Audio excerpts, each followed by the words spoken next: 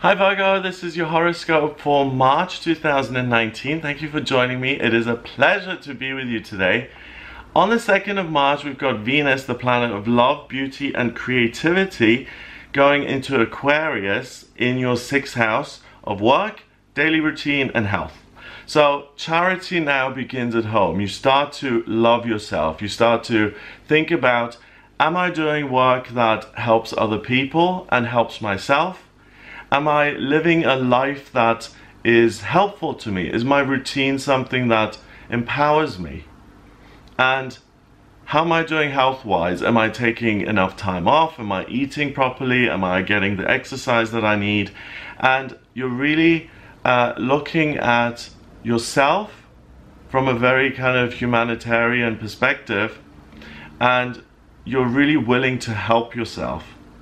So that lasts until the 27th of March, when Venus goes into your 7th house of relationships, and that's when you're going to be much more focused on being of service to other people and sharing some of your wisdom with others. But the Venus placement for the majority of March is really great because you're going to take care of yourself for once, and you're not going to criticize yourself or be on your own case or whatever it may be. Now on the 5th of March, your ruler Mercury is in Pisces and it goes retrograde in your 7th house of relationships. So it goes retrograde until the 28th of March, and it's joined by Neptune, the planet of water, dreams, and imagination, the Sun, which is in Pisces, your identity, the transiting midheaven, which has to do with work, and the moon, all of which are in Pisces. So when Mercury goes retrograde, you have to communicate and think differently. And this allows you to think about your relationships in work, your relationships when it comes to love, your relationships when it comes to family, and you're going to start to get an intuitive sense of which ones really work for you and which ones are harmful to you.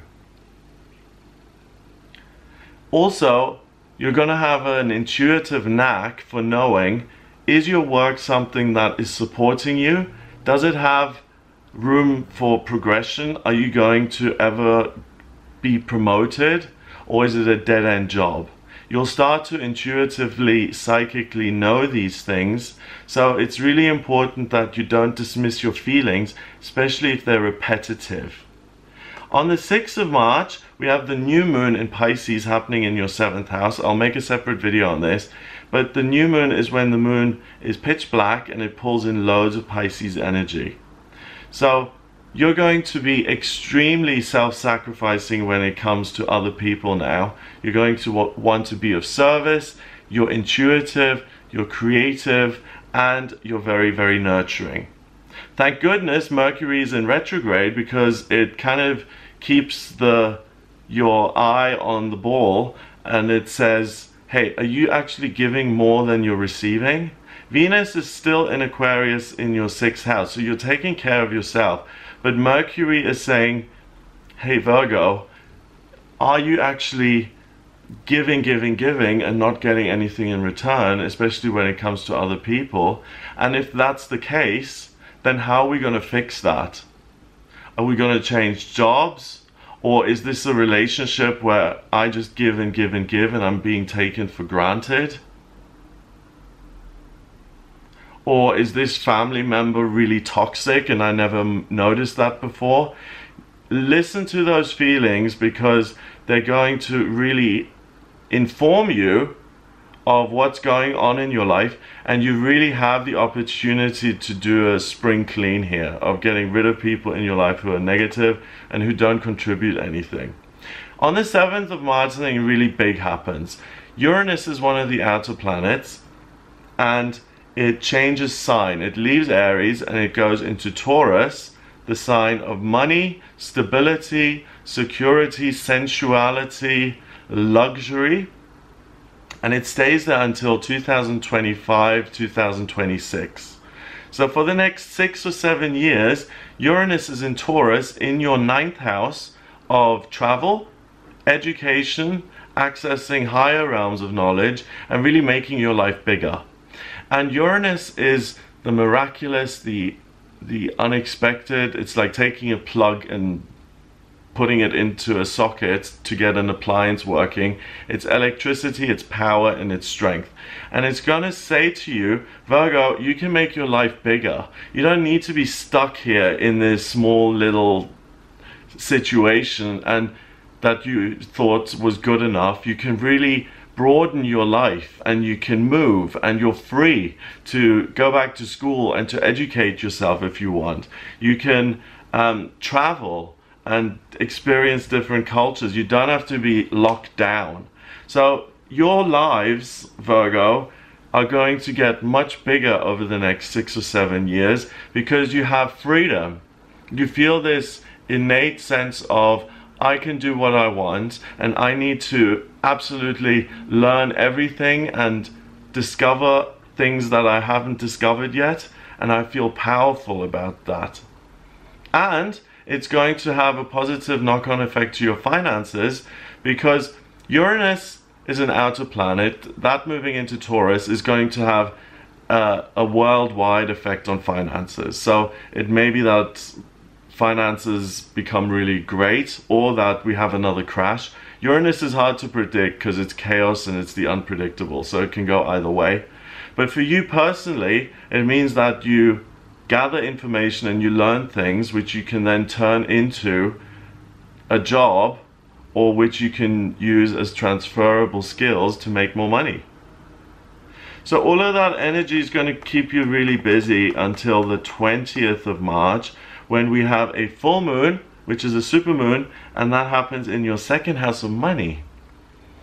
So a full moon is when the moon is able to kind of go, I relax, and it showers us with its Libra energy. And in your second house of money, you'll talk to someone on the 20th who's going to give you a fabulous idea about how you can put yourself in a situation where you're giving, but you're also getting back a lot more than you're giving. So to tip the scales in your favor a little bit. The 20th of March is also spring. The spring equinox happens. So there's an equality between night and day. The days are now going to get longer. Spring has sprung.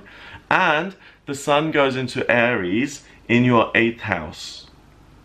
So when the sun is in Pisces, you're thinking about things, you're thinking things through, you're being of service to other people. When it's in Aries, it's about, right, what am I going to do with all this information now, and how am I going to move forward? And you are first of all going to heal your working life situation, and you're going to make changes to the way you work. If you're not independent and you feel like you're not being paid enough, you're going to address that. And it's very likely that you get ideas and the confidence and the power to transition out of a working situation that isn't so good into a better one, or even you start to think about starting your own business and then gradually transitioning from your day job into your own business. That doesn't happen overnight, but you're going to start thinking about it from the 20th onwards. So that's going to keep you occupied as well. At the end of the month, on the 31st, Mars, the male principle of desire and drive, is in your 10th house of career in Gemini. Gemini is your cousin. Both you and Gemini are ruled by Mercury. So when Mars is in Gemini in your 10th, you're really super clear of what you need in your working life. You create doorways of opportunity for yourself. You communicate with other people what it is you want, what you're not going to accept, what you're not going to compromise on. And you go into April really sorting out your working life. Jupiter is in your 4th, so the luck factor here is family. That's going to be great for you this month. And that's March for you, so that's what I get. I hope you have a wonderful time. If you would like a personal reading with me, please get in touch via my website. It's gregoryscott.com. Click on the Readings tab to order your reading. In my personal readings, I use Astrology, Tarot, and Numerology. The Astrology is a blueprint of your soul, like who you are, if you're building a house, you have the, you know, the blueprint of it. The astrology chart is literally the blueprint of you. It shows me what your life purpose is, what your vocational aptitudes are, what's destined for you in money and love and romance and children and health and moving and education. I can answer any questions you may have. If you're compatible with someone else, call that chart synastry. I can compare your charts, and I can also look at what's coming up in future in any of these areas of your life. So if you're interested in a personal reading, get in touch via the website gregoryscott.com. Click on the readings tab to order it, and we'll get you booked in. So I hope you have a fabulous month. If you like my videos, then please share them online and hit the subscribe button, and I'll speak to you next month.